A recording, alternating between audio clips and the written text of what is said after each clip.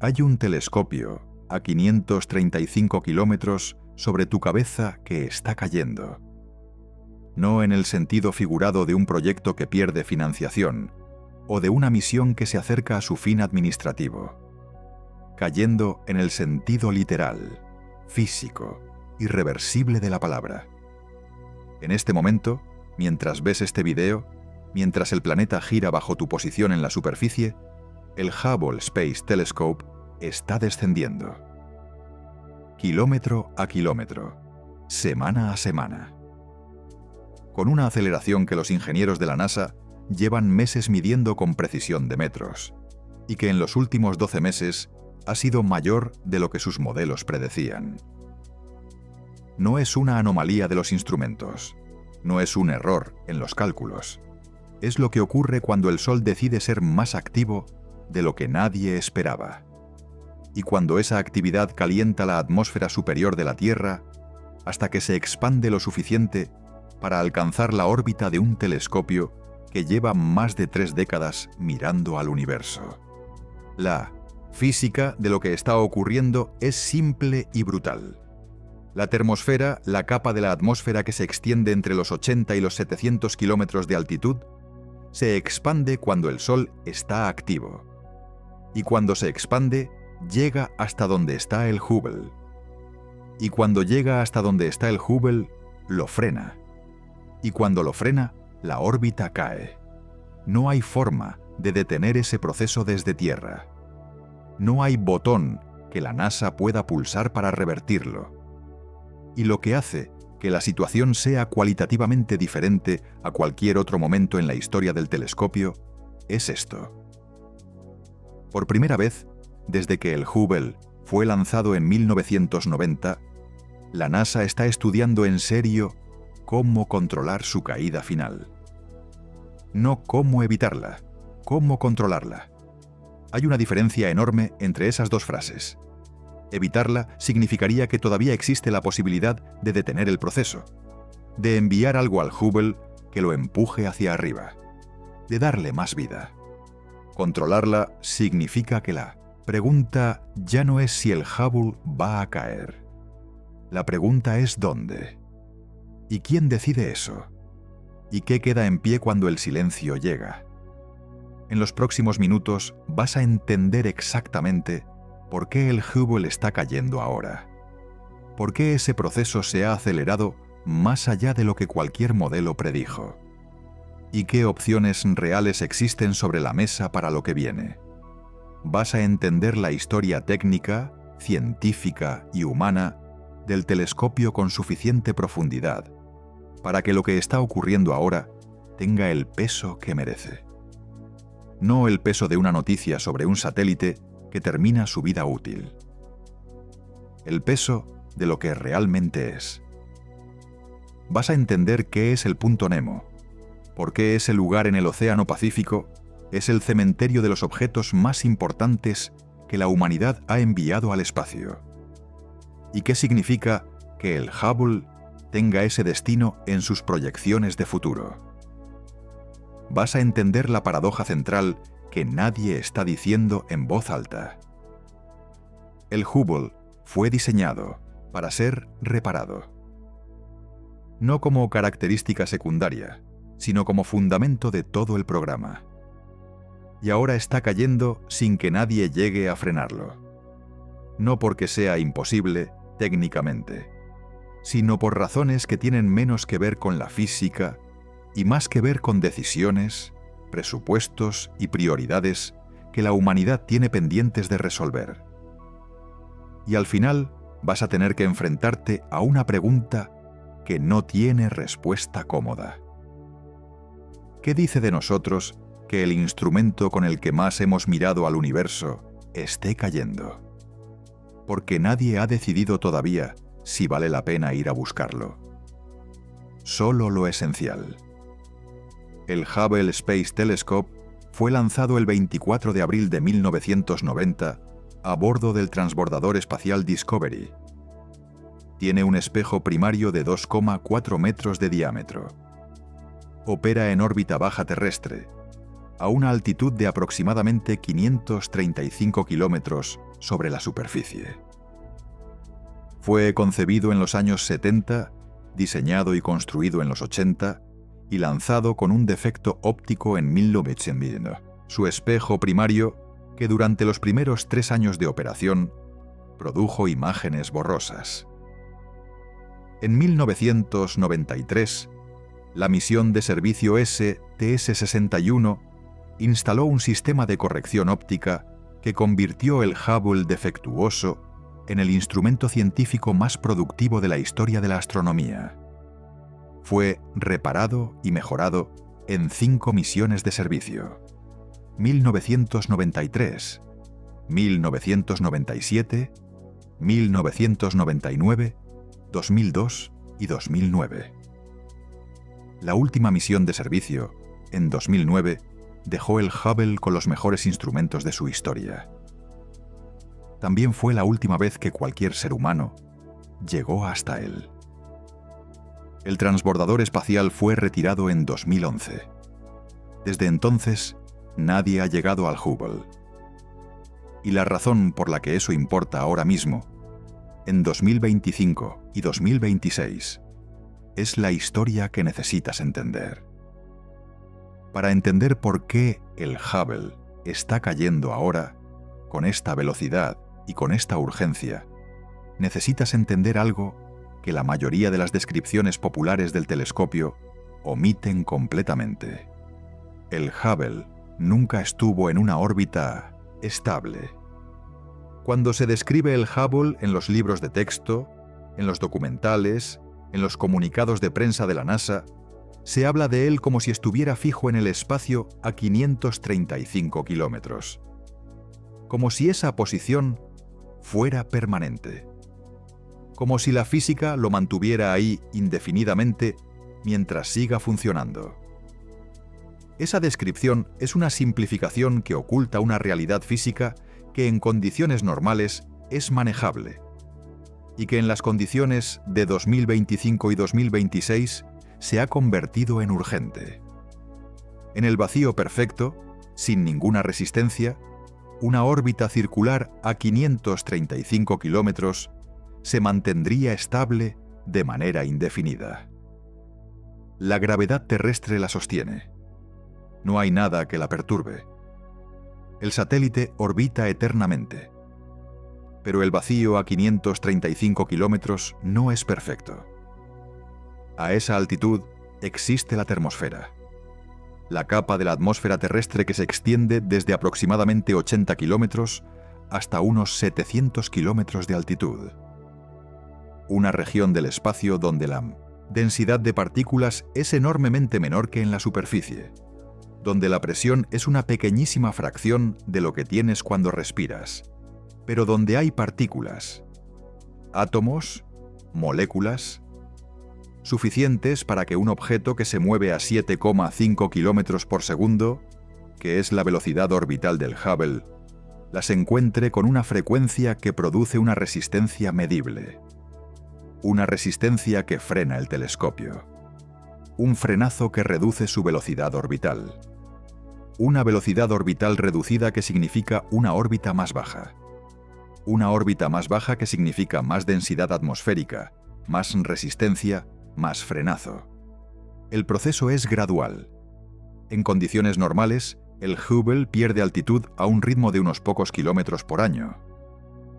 Suficientemente lento para que las proyecciones de vida útil, cuando se elaboraron hace una década, hablaran de que el Hubble podría mantener una órbita funcional hasta mediados de los años 30 sin intervención externa. Pero las condiciones no son normales. El Sol opera en ciclos de aproximadamente 11 años entre mínimos y máximos de actividad. Esos ciclos han sido documentados sistemáticamente desde el siglo XVIII, cuando los astrónomos comenzaron a registrar el número de manchas solares con la regularidad suficiente para identificar el patrón.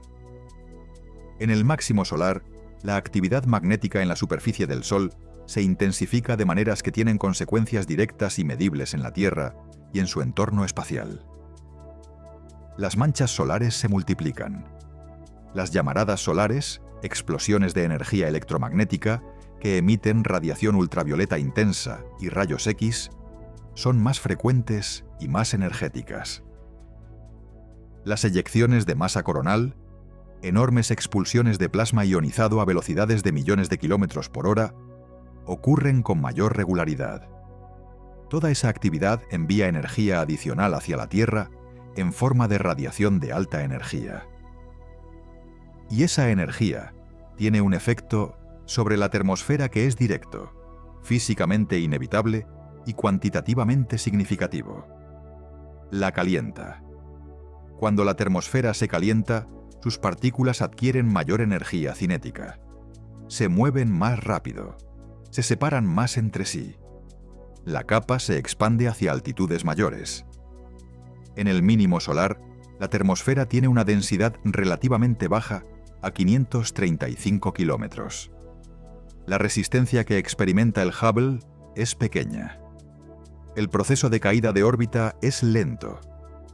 En el máximo solar, la termosfera se hincha. Su borde superior sube.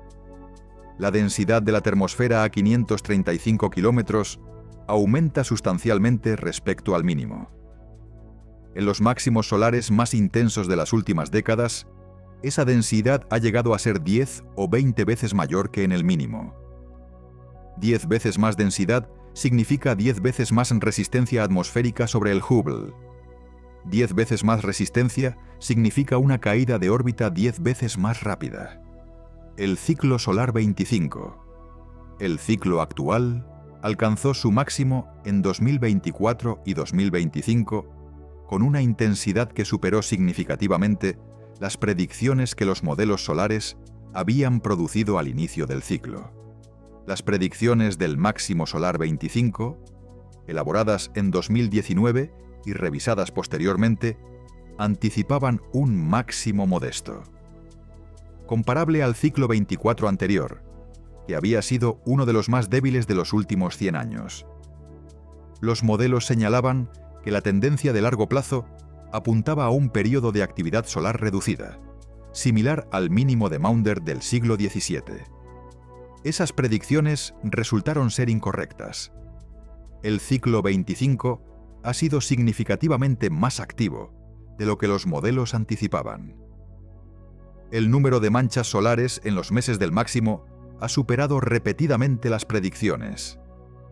Las llamaradas de clase X, las más energéticas de la clasificación estándar, han ocurrido con una frecuencia que los modelos no esperaban.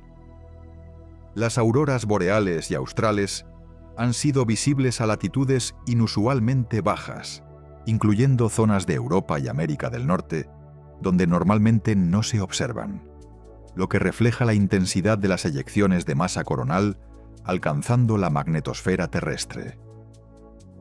Y la termosfera se ha expandido más de lo que ningún modelo predijo. Para los satélites en órbita baja, eso ha tenido consecuencias prácticas e inmediatas. La Estación Espacial Internacional ha requerido maniobras de relanzamiento de órbita más frecuentes de lo habitual para compensar la mayor resistencia atmosférica. La ISS tiene propulsión. Puede compensar. Enciende sus motores periódicamente y sube su órbita para reemplazar la altitud perdida a la resistencia. Los satélites comerciales en órbita baja, incluyendo parte de la constelación Starlink de SpaceX, han experimentado mayores tasas de decaimiento orbital. SpaceX reportó pérdidas de satélites Starlink en 2022 directamente atribuidas a una tormenta geomagnética que expandió la termosfera por encima de lo previsto para los días siguientes al lanzamiento. El Hubble no tiene propulsión equivalente. Las misiones de servicio del transbordador instalaron pequeños sistemas de propulsión en el telescopio, suficientes para correcciones de orientación y para pequeñas modificaciones de órbita de poca magnitud. Pero esa propulsión no fue dimensionada para compensar una caída de órbita acelerada por un máximo solar de esta intensidad durante periodos prolongados. El resultado es que la altitud del Hubble ha disminuido más rápido en los últimos 2 años de lo que los modelos más recientes proyectaban. Las estimaciones de vida útil orbital que la NASA elaboró hace una década ya no son válidas. Los nuevos modelos, construidos sobre los datos actuales de actividad solar y sobre las mediciones directas del comportamiento de la órbita del telescopio, producen proyecciones más cortas. No hay una cifra oficial con la precisión que el tema requeriría, porque la actividad solar futura es inherentemente impredecible, y porque la NASA no publica fechas de muerte de sus instrumentos más famosos, con la misma naturalidad con que publicaría un comunicado sobre un nuevo descubrimiento. Pero los modelos internos existen. Los ingenieros los conocen. Y lo que dicen es que el horizonte orbital del Hubble se ha acortado de manera significativa respecto a las estimaciones previas. Y aquí está lo que eso realmente significa. Porque la caída de la órbita es solo la mitad del problema. La otra mitad es lo que ocurre cuando algo de ese tamaño reentra en la atmósfera. El Hubble pesa 11.110 kilogramos. Tiene una longitud de 13,1 metros y un diámetro de 4,2 metros. Para que lo dimensiones, es aproximadamente del tamaño de un autobús escolar grande. Más pesado que un camión de bomberos de mediano tamaño. Cuando objetos de esa masa y esas dimensiones entran en la atmósfera de manera no controlada, no se vaporizan completamente. Los objetos pequeños y de baja densidad sí pueden desintegrarse enteramente por el calor de la reentrada. Pero los componentes densos de metal, los bloques sólidos de aluminio, acero y titanio que constituyen la estructura del telescopio, los espejos, los detectores, los soportes de los instrumentos, tienen suficiente masa para sobrevivir la frenada atmosférica y llegar a la superficie. Los modelos de reentrada del Hubble sugieren que entre el 20 y el 40% de la masa del telescopio podría sobrevivir y llegar a la superficie. Eso es entre 2.200 y 4.400 kilogramos de fragmentos metálicos descendiendo desde el espacio. La probabilidad de que esos fragmentos causen víctimas depende enteramente de dónde caigan. Si caen en el océano, que cubre el 71% de la superficie terrestre, el riesgo es estadísticamente marginal. Si caen en zonas continentales despobladas, el riesgo es bajo pero no nulo. Si caen en zonas habitadas, el riesgo deja de ser teórico. Y en una reentrada no guiada, no controlada, la NASA no puede determinar dónde. Puede acotar las posibilidades. Puede estrechar el margen a medida que la reentrada se aproxima. Pero no puede designar el punto de impacto con la precisión necesaria para garantizar que los fragmentos caigan en zona segura. Ese es el problema que hace que el plan de reentrada controlada no sea opcional. Es una necesidad. Y la forma de ejecutarlo tiene nombre. Punto Nemo. Para entender completamente por qué el ciclo solar 25 ha acelerado la caída del Hubble más de lo que los modelos predecían, necesitas entender cómo funciona la predicción solar y por qué falló en este caso. La predicción de la actividad solar es uno de los problemas más difíciles de la física del espacio. No porque la física del Sol sea desconocida en sus principios básicos, sino porque los mecanismos específicos que determinan la intensidad de cada ciclo solar involucran dinámicas del campo magnético interno del Sol que son extraordinariamente complejas y que no pueden observarse directamente. El interior del Sol es opaco a la radiación electromagnética. No se puede ver dentro del Sol con ningún telescopio. Lo que ocurre en las capas internas del Sol, donde los campos magnéticos que generan los ciclos de actividad se forman y se reorganizan, no puede observarse directamente. Los modelos de predicción solar usan observaciones de la superficie y la atmósfera del Sol, del campo magnético en las capas externas, del flujo de neutrinos que emerge del núcleo, para inferir las condiciones internas y proyectar la actividad futura. Esos modelos han mejorado significativamente en las últimas décadas. pero siguen siendo imperfectos, de maneras que tienen consecuencias directas en las predicciones de cada ciclo. El ciclo 24, el ciclo que precedió al actual, fue inusualmente débil. Fue uno de los ciclos más tranquilos de los últimos 100 años. El número de manchas solares en su máximo fue significativamente menor que el promedio histórico. Los modelos que predijeron el ciclo 24 habían sido calibrados con los ciclos anteriores, que habían sido más intensos, y predijeron un máximo mayor del que ocurrió. Para el ciclo 25, los modelos ajustaron sus predicciones en la dirección contraria. La tendencia de largo plazo, sugerida por algunos modelos, apuntaba a un período de actividad reducida. Las predicciones del ciclo 25, elaboradas en 2019, esperaban un máximo comparable al ciclo 24. Modesto. Esas predicciones resultaron incorrectas en la dirección opuesta. El ciclo 25 fue más intenso que el ciclo 24. Significativamente más intenso. La intensidad del ciclo 25 ha tenido manifestaciones directas que van más allá del Hubble. Las tormentas geomagnéticas más intensas desde hace décadas ocurrieron en mayo de 2024, cuando una serie de eyecciones de masa coronal especialmente energéticas alcanzaron la magnetosfera terrestre y produjeron auroras visibles a latitudes inusualmente bajas. Auroras vistas en partes de Europa Central, de los Estados Unidos y de otras regiones donde normalmente son invisibles. Esas tormentas geomagnéticas, además de producir los espectáculos luminosos que millones de personas fotografiaron desde sus jardines, tuvieron efectos técnicos en la infraestructura espacial. La expansión de la termosfera durante esas tormentas fue medida directamente por los instrumentos de varios satélites en órbita baja. El Hubble, en su órbita a 535 kilómetros, experimentó aumentos medibles en la resistencia atmosférica durante y después de esas tormentas. Cada tormenta geomagnética es un evento individual, pero la acumulación de múltiples tormentas a lo largo de los años del máximo del ciclo 25 produce un efecto acumulado que los modelos de decaimiento orbital tienen que incorporar. Y ese efecto acumulado es mayor de lo que las predicciones del ciclo esperaban. Lo que eso significa en términos prácticos para el Hubble es que la altitud actual del telescopio es menor de lo que habría sido si el ciclo 25 hubiera tenido la intensidad que los modelos predecían. No dramáticamente menor. Los telescopios espaciales no caen de manera visible de un día para otro. El proceso es gradual y acumulativo.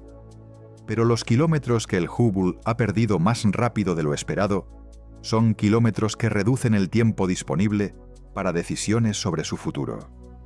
Y en un contexto donde esas decisiones requieren años de preparación para ejecutarse, perder meses o años en la ventana de oportunidad tiene consecuencias reales sobre qué opciones siguen siendo viables. Hay también un factor adicional que los modelos de decaimiento orbital del Hubble tienen que considerar. El ciclo 26. El próximo ciclo solar comenzará aproximadamente entre 2025 y 2026, cuando el ciclo 25 comience su descenso hacia el mínimo solar. El mínimo entre el ciclo 25 y el ciclo 26 ofrecerá un periodo de actividad solar reducida en que la termosfera se contraerá y la presión sobre la órbita del Hubble disminuirá temporalmente. Ese periodo de mínimo solar, si los modelos son correctos, ocurrirá aproximadamente entre 2028 y 2030. Durante ese periodo, la tasa de decaimiento orbital del Hubble disminuirá respecto a los niveles actuales. Y luego, el ciclo 26 comenzará su ascenso hacia su propio máximo. Si el ciclo 26 tiene una intensidad comparable al ciclo 25 o mayor, la presión sobre la órbita del Hubble durante ese máximo será similar o superior a la actual. Los modelos de ciclo solar para el ciclo 26 elaborados con los datos del ciclo 25 ya disponibles, sugieren un ciclo de intensidad variable dependiendo del modelo, pero con una posibilidad no despreciable de que sea comparable o más intenso que el 25. Lo que eso configura es una ventana de oportunidad. El período del mínimo solar entre los ciclos 25 y 26, aproximadamente entre 2028 y 2030, podría ser el período más favorable para ejecutar una misión de intervención en el Hubble si se decidiera hacerlo. La actividad solar sería menor. La termosfera estaría más contraída. La resistencia atmosférica sobre el Hubble sería menor. Las condiciones para una misión de acoplamiento y elevación de órbita serían más estables que durante el máximo solar. Pero para aprovechar ese periodo, la decisión de la misión tiene que tomarse ahora o muy pronto, para que los años de preparación necesarios permitan ejecutar la misión antes de que el ciclo 26 comience a elevarse. La física solar, en una ironía que los ingenieros del Hubble no han pasado por alto, está creando una ventana de oportunidad para salvar el telescopio. Pero esa ventana es estrecha y tiene una fecha de cierre que la física del Sol no negociará. Hay un lugar en el Océano Pacífico Sur que está más alejado de cualquier costa habitada que cualquier otro punto en la superficie del planeta. No aparece en los mapas turísticos. No tiene relevancia económica. No hay pesca comercial en sus aguas. No hay rutas marítimas que pasen cerca. No hay ninguna razón por la que ningún ser humano fuera en su búsqueda deliberada. Excepto una. Es el lugar más alejado de todo. Y en la historia de la exploración espacial, la lejanía de todo es exactamente lo que se necesita. Las coordenadas son 48 grados, 52,6 minutos sur, 123 grados 23,6 minutos oeste. Pacífico Sur, a 2.688 kilómetros de la costa más cercana, que es la isla Ducie, un atolón deshabitado y minúsculo del archipiélago Pitcairn. A 2.706 kilómetros de la isla Motu Nui, en el extremo occidental del mismo archipiélago. A 2.571 kilómetros del punto Hércules, en la costa de la Antártida. En todas las direcciones, miles de kilómetros de océano abierto sin ninguna presencia humana permanente. No hay ciudades, no hay aldeas, no hay instalaciones industriales ni bases militares. No hay tierra firme habitada dentro de un radio de 2.600 kilómetros. La única presencia humana regular en las proximidades del punto Nemo no está en la superficie del océano. Está encima, en el espacio. Cuando la Estación Espacial Internacional pasa sobre el punto Nemo, los astronautas a bordo son las personas más cercanas al lugar. A 400 kilómetros de altitud, son más cercanos que cualquier ser humano en la superficie. El nombre informal de punto Nemo viene del latín. Nemo significa nadie. El nombre fue elegido en referencia al capitán Nemo de Julio Verne, el personaje que eligió el océano como su reino y el anonimato como su identidad. El nombre técnico es Polo de Inaccesibilidad Oceánico, el punto del océano más distante de cualquier masa terrestre. Y desde los años 70, los ingenieros de las agencias espaciales de todo el mundo lo designaron como el destino preferencial para los objetos espaciales que necesitan ser desorbitados de manera controlada. La lógica es directa. Si algo tiene que caer desde el espacio, el lugar menos peligroso para que caiga es el más alejado de cualquier ser humano. Y el punto Nemo es exactamente eso. Lo que descansa en el fondo del Océano Pacífico Sur, en las proximidades del punto Nemo, es uno de los inventarios más extraordinarios y menos conocidos de la historia de la exploración espacial. Más de 263 objetos espaciales han sido deliberadamente dirigidos a esa zona desde los años 70. La Estación Espacial Soviética Salyut 4, desorbitada en 1977. La Estación Espacial Salyut 7, que reentró de manera semicontrolada en 1991. La Estación Espacial Mir, de 130 toneladas de masa, que fue desorbitada deliberadamente en marzo de 2001 tras 15 años de operación. Sus fragmentos cayeron en el Pacífico Sur en una trayectoria que pasó sobre Fiji y terminó en las proximidades del punto Nemo. Docenas de etapas superiores de cohetes, módulos de carga, satélites al final de su vida útil que fueron diseñados desde el principio con la capacidad de dirigirse al cementerio oceánico cuando llegara su momento.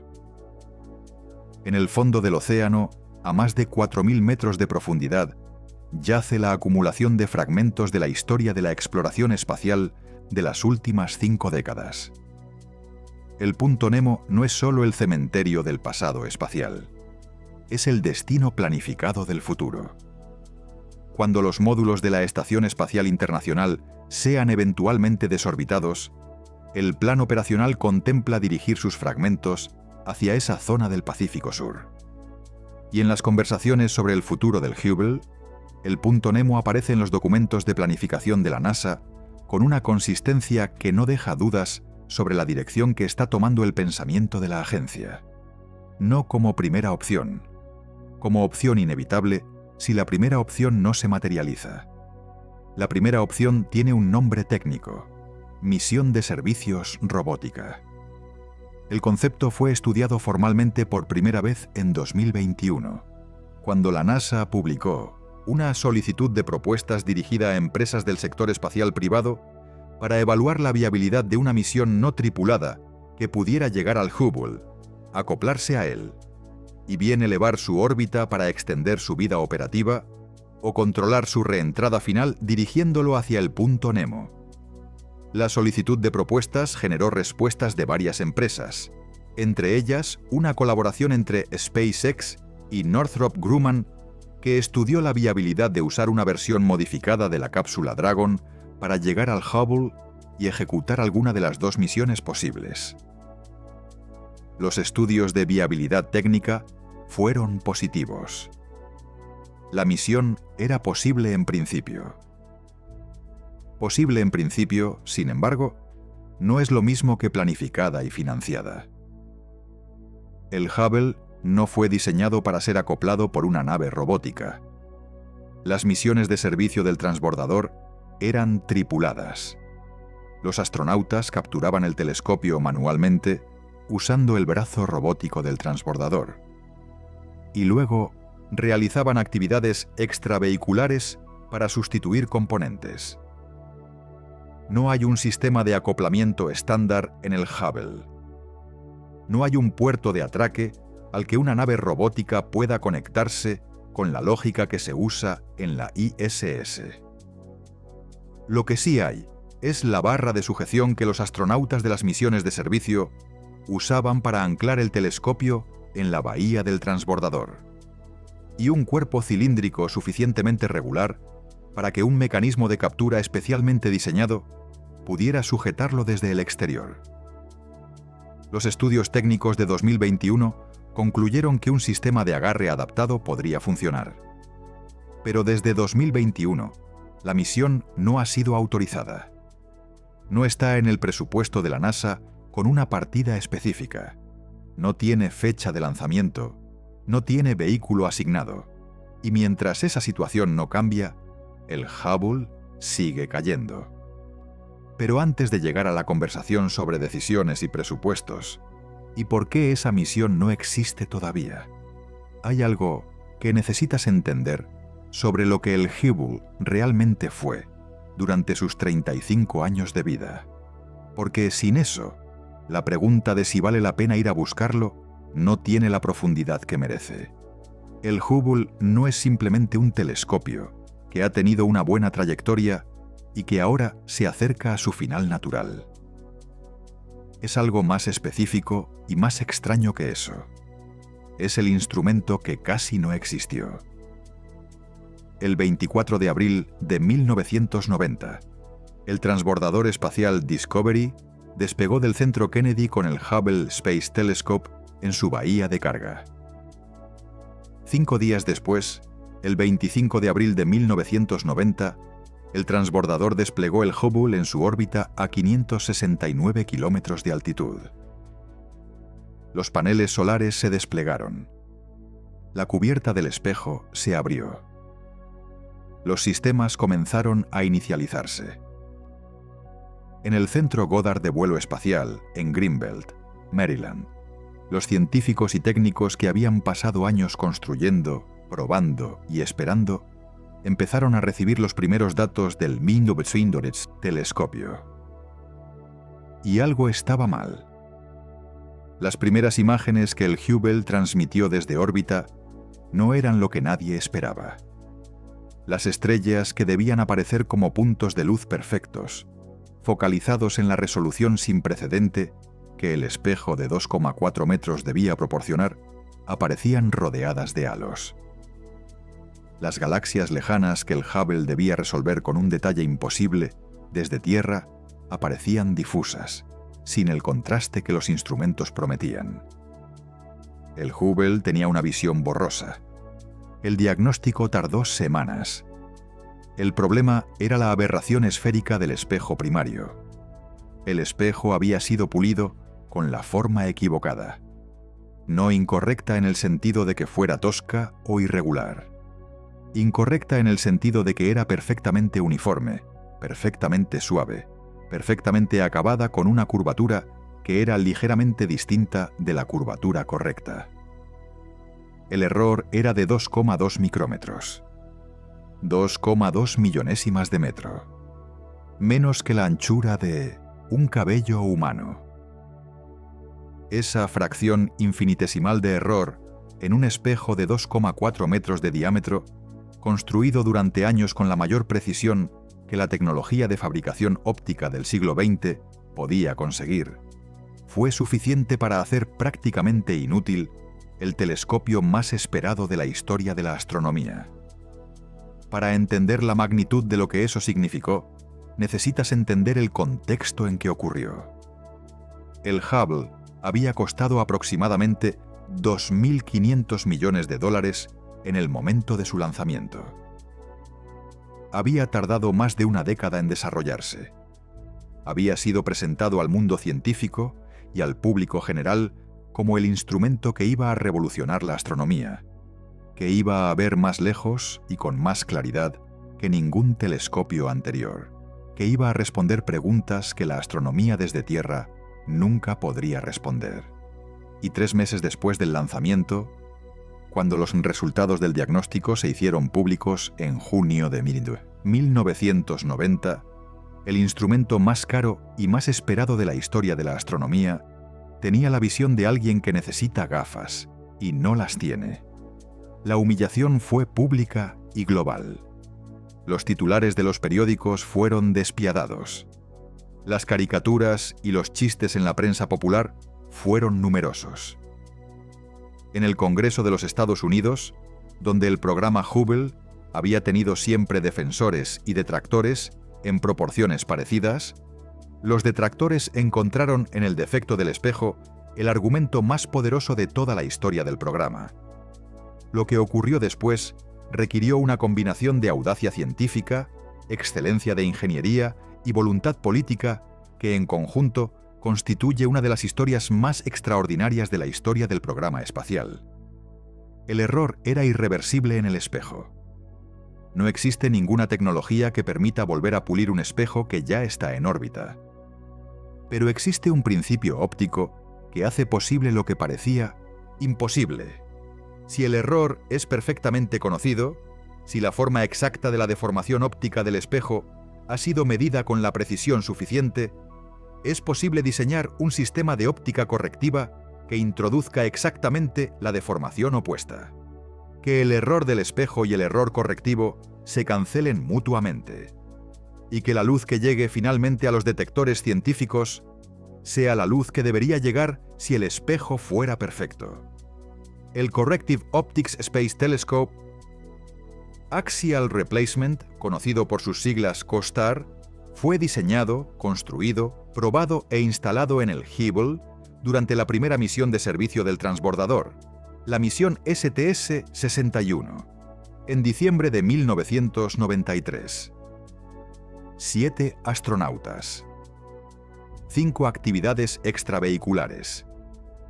Más de 35 horas de trabajo fuera de la cabina del transbordador, flotando a más de 500 kilómetros sobre la superficie de la Tierra, con trajes espaciales que limitan la movilidad y la sensibilidad táctil, manipulando componentes ópticos que no toleran el error y que nadie había instalado en esas condiciones antes.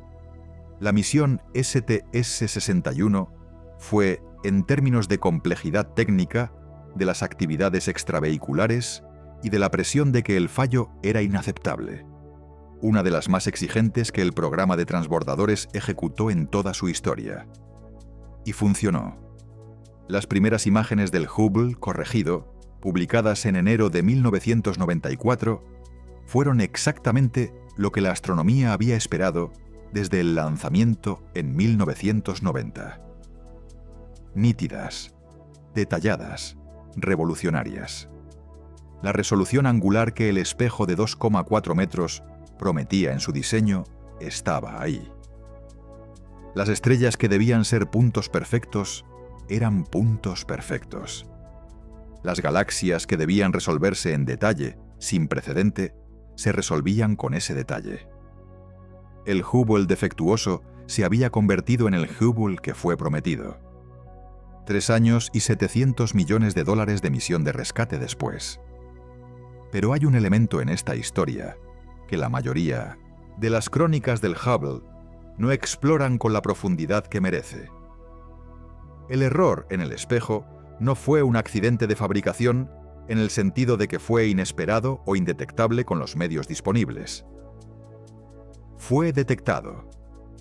Durante las pruebas de fabricación del espejo, en los años 80, el instrumento que Perkin-Elmer, la empresa contratada para construir la óptica del telescopio, usaba para verificar la forma del espejo durante el proceso de pulido, tenía un error en su configuración.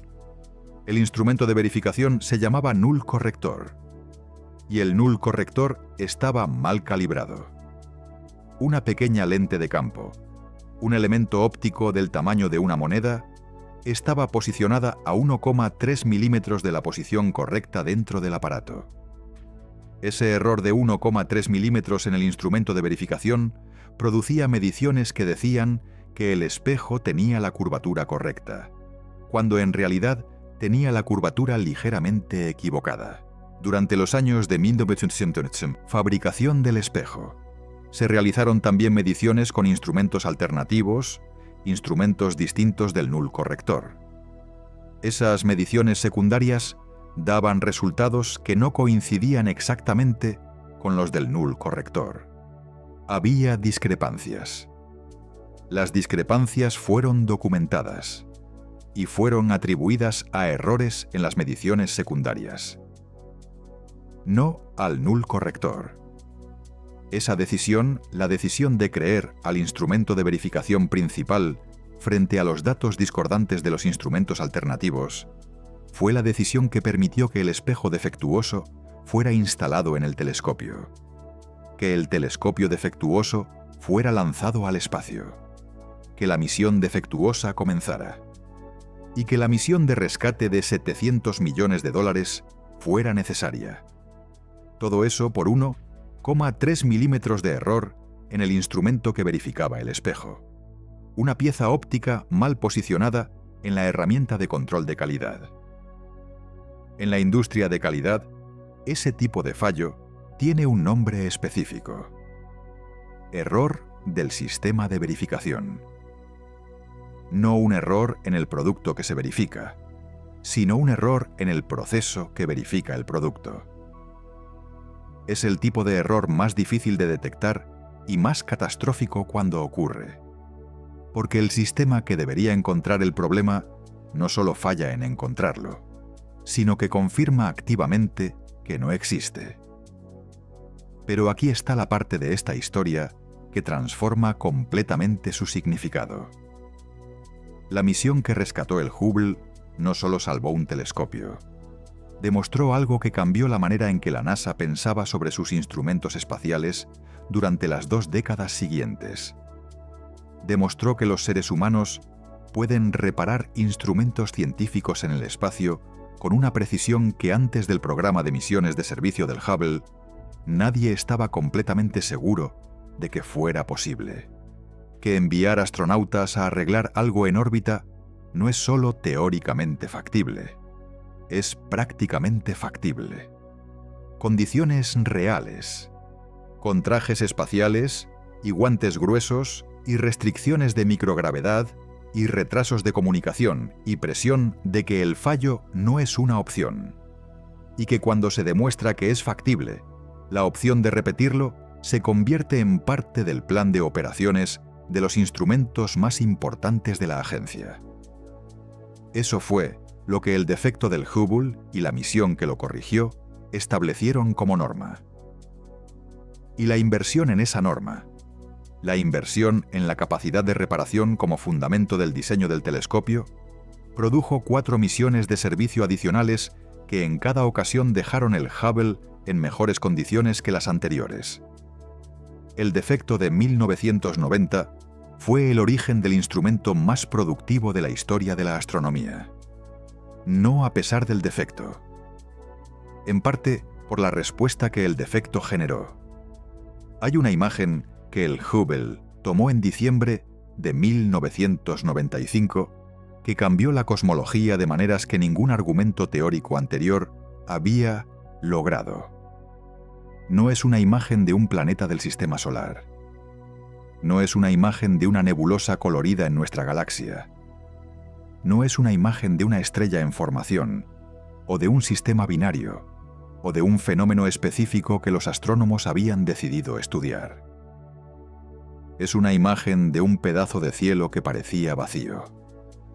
El director del Space Telescope Science Institute, en 1995, Robert Williams, tomó una decisión que muchos de sus colegas consideraron arriesgada hasta el punto de ser cuestionable. Usó su privilegio como director para asignar 150 órbitas del tiempo de observación del Hubble, 10 días completos de trabajo del telescopio, a observar un campo del cielo, en la constelación de la Osa Mayor, que no tenía ningún objeto de interés astronómico conocido en primer plano. Ninguna estrella brillante, ninguna galaxia cercana, ningún objeto catalogado de importancia. Solo un pequeño rectángulo de cielo aparentemente vacío, elegido precisamente porque parecía no tener nada en él. El campo tenía una apertura angular de 5,3 milésimas de grado cuadrado. Para que lo dimensiones, si sostienes un grano de arena a la distancia de un brazo extendido y observas el área de cielo que ese grano cubre desde tu posición, estás viendo aproximadamente la misma porción del cielo que el Hubble observó durante esos 10 días. En esa fracción minúscula del cielo, el Hubble acumuló luz durante 150 exposiciones a lo largo de 10 días consecutivos. Y lo que reveló transformó de manera permanente la escala en la que la cosmología piensa sobre el universo. Aproximadamente 3.000 galaxias. En ese fragmento de grano de arena sostenido a distancia de brazo extendido. 3.000 galaxias, cada una con entre 100.000 millones y 1 billón de estrellas. El Hubble Deep Field demostró empíricamente, con datos, con imágenes, con evidencia directa, lo que los cosmólogos habían calculado teóricamente, pero que nunca había podido mostrarse de manera directa a una audiencia no especializada. Que el universo observable contiene cientos de miles de millones de galaxias. Que en prácticamente cualquier dirección del cielo, si tienes un instrumento suficientemente sensible y lo apuntas durante suficiente tiempo, lo que encontrarás no será vacío, sino galaxias. Una detrás de otra, a distancias que la mente humana no puede representarse sin recurrir a la comparación, a la metáfora, a la reducción de escala. Esa imagen reformuló la pregunta sobre si la vida en el universo es probable o improbable, de maneras que ningún argumento teórico anterior había logrado de manera tan inmediata. Si hay cientos de miles de millones de galaxias, y si cada galaxia tiene entre 100.000 millones y 1 billón de estrellas, y si la fracción de esas estrellas que tiene planetas es alta, como los datos del telescopio Kepler posteriormente demostraron, entonces la probabilidad de que la Tierra sea el único lugar en el universo donde ocurrió algo interesante requiere un argumento extraordinariamente específico para ser sostenida. No imposible, pero extraordinariamente específico. El Hubble Deep Field no respondió la pregunta de si hay vida en el universo, pero hizo que la pregunta de si no la hay se volviera más difícil de defender. En 2003 y 2004, el equipo del Hubble fue más lejos. El Hubble Ultra Deep Field apuntó hacia un campo similar durante 400 órbitas, más de 11 días de exposición acumulada. El resultado fue una imagen que contenía aproximadamente 10.000 galaxias, algunas de las más distantes jamás fotografiadas hasta entonces. Galaxias tan lejanas que la luz que llegó al detector del Hubble había viajado más de 13.000 millones de años. El universo tenía aproximadamente 800 millones de años cuando esa luz partió. Para que lo dimensiones, la Tierra no existía todavía. No existiría durante otros 3.700 millones de años. El Sol no existía. Los átomos de carbono que forman tu cuerpo no habían sido sintetizados todavía en el interior de ninguna estrella. Y sin embargo, en esa imagen hay galaxias que ya existían, que ya tenían estrellas, que ya tenían procesos físicos operando. El Hubble Ultra Deep Field mostró el universo cuando era joven. Y demostró que incluso cuando el universo era joven, ya era inmenso y complejo y lleno de estructuras. Pero los Deep Fields son solo la historia más popular del Hubble. La lista de contribuciones científicas es más larga y más técnica, y en muchos casos más fundamental. Las observaciones del Hubble de cefeidas, estrellas pulsantes cuyo período de variación está relacionado con su luminosidad intrínseca y que sirven como indicadores de distancia en la cosmología, permitieron medir la constante de Hubble, la tasa de expansión del universo, con una precisión que no existía antes.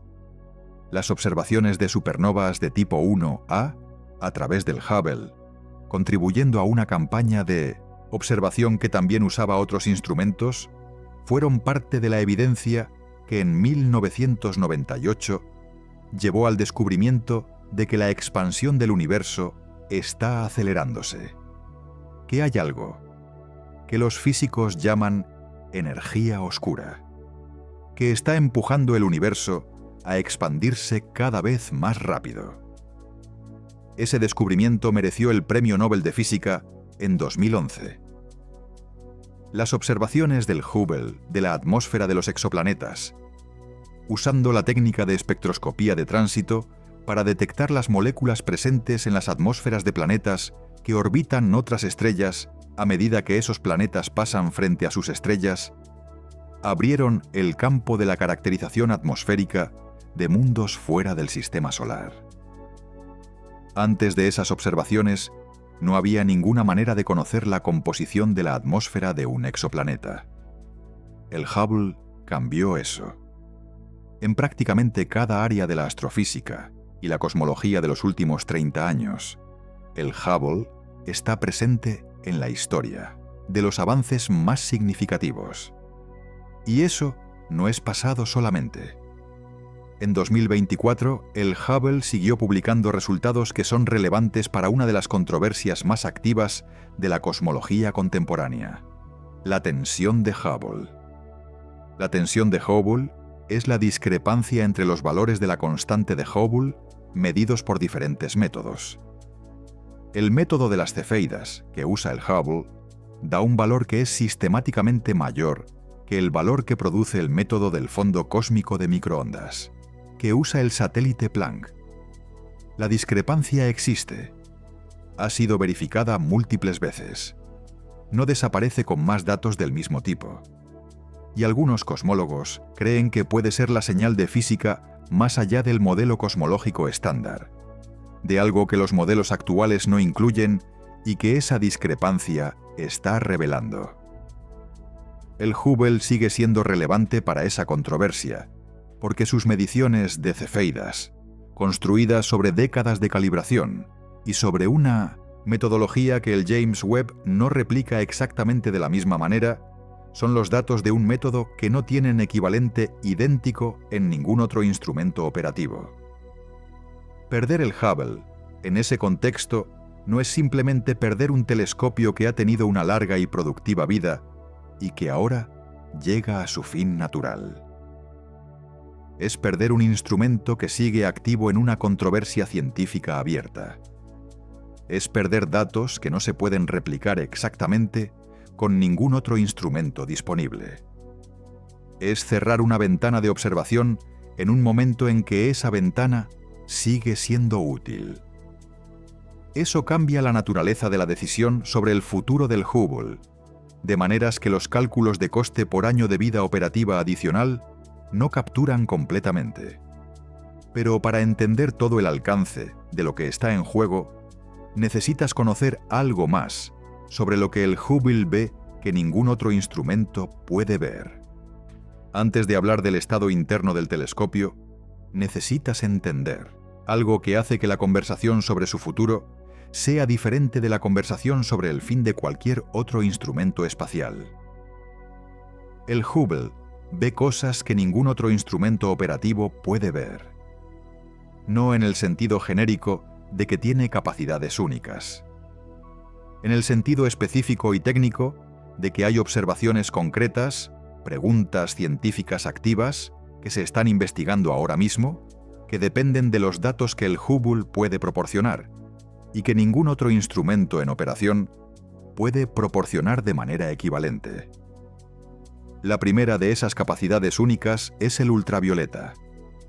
El Hubble puede observar en el rango ultravioleta del espectro electromagnético, radiación con longitudes de onda más cortas que las de la luz visible, que no penetra la atmósfera terrestre y que por lo tanto solo puede observarse desde el espacio. El James Webb no observa en ultravioleta. Sus instrumentos están optimizados para el infrarrojo. La diferencia no es una cuestión de preferencia técnica, es una cuestión de diseño fundamental.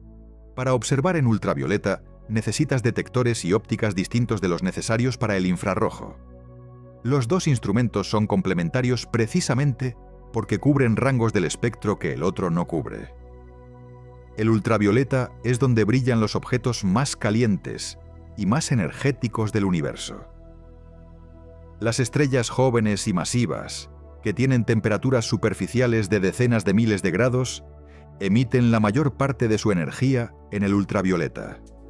Los cuásares, los núcleos activos de galaxias donde los agujeros negros supermasivos devoran materia a velocidades que liberan más energía que la suma de todas las estrellas de la galaxia, tienen emisiones ultravioleta que el Hubble puede observar con una sensibilidad que ningún otro instrumento existente replica.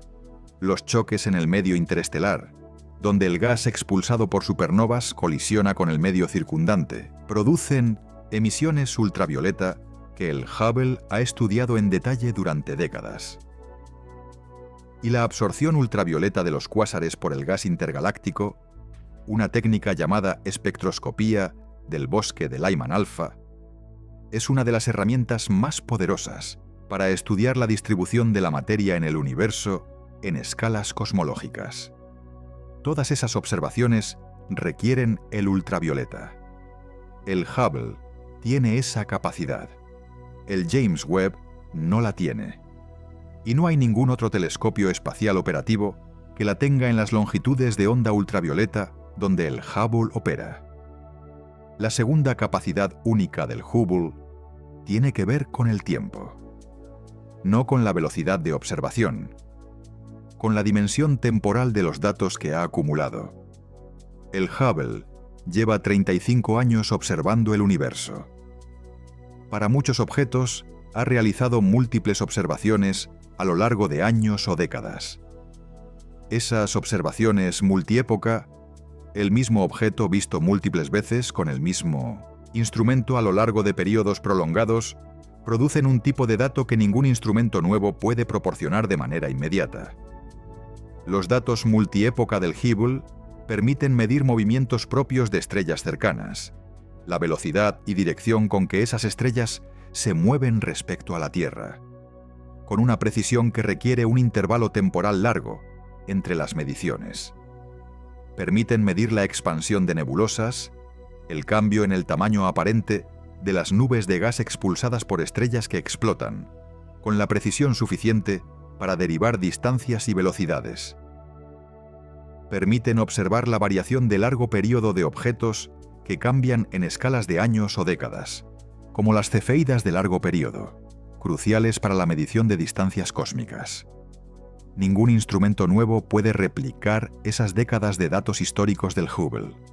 Esos datos solo existen porque el Hubble estuvo ahí durante ese tiempo. Y los datos futuros de ese tipo solo existirán si el Hubble sigue ahí.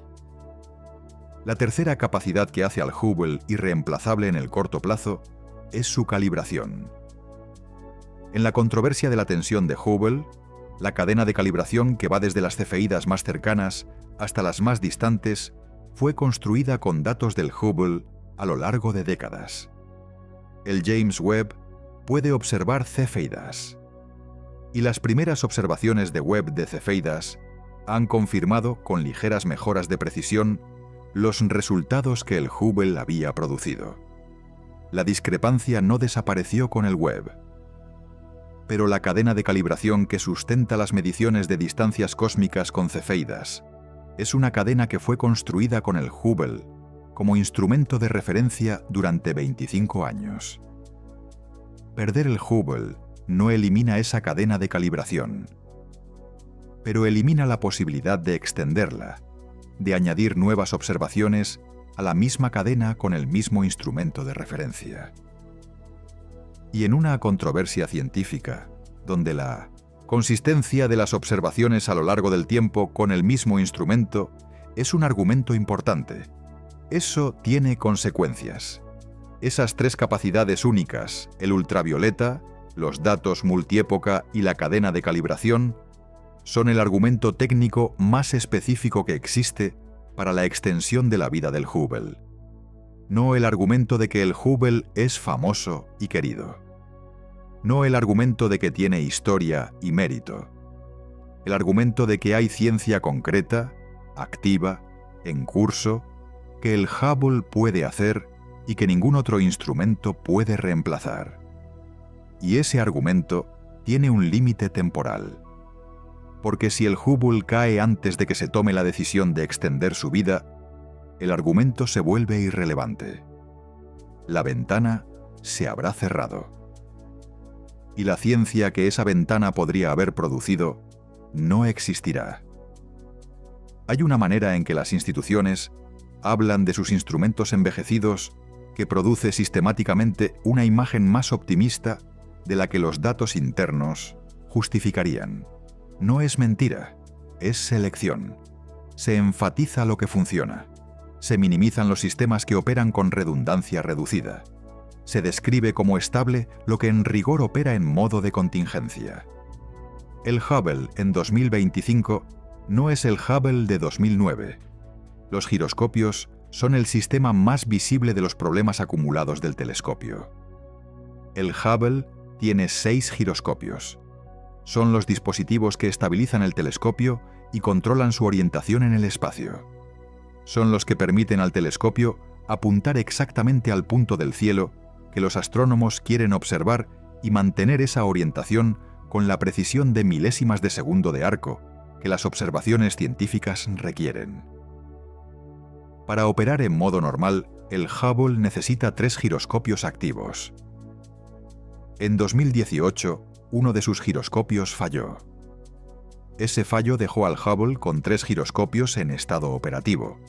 el mínimo necesario para el modo normal, y uno adicional en modo de reserva que resultó dar lecturas erróneas cuando fue activado.